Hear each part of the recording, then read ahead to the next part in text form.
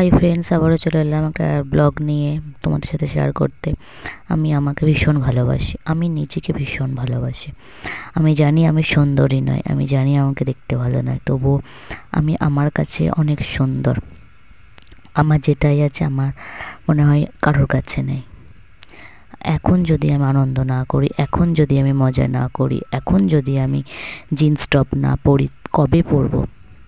বয়স হয়ে গেলে, যখন আমার ওষুধের প্রয়োজন হবে তখন পরব, না যখন ছেলের বিয়ে হয়ে যাবে তখন পরব? ওই জন্যে সময়ের জিনিস সময়ে করা ভালো। কে কী ভাবলো, কে কী বললো, দেখো তুমি তো কারোর মতন হয়ে থাকতে পারবে না।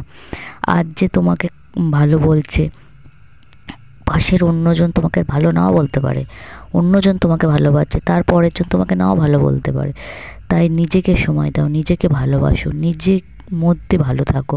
কে কী বললো, কে কী ভাবলো তোমাকে নিয়ে, এত যদি তুমি ভাবনা চিন্তা করে চলো না, তুমি জীবনে এগিয়ে যেতে পারবে না।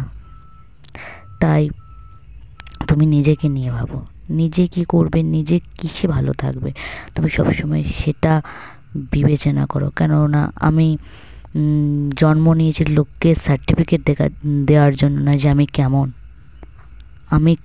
আমি সেটা আমি মন থেকে জানি যে আমি কতটা ভালো আর কতটা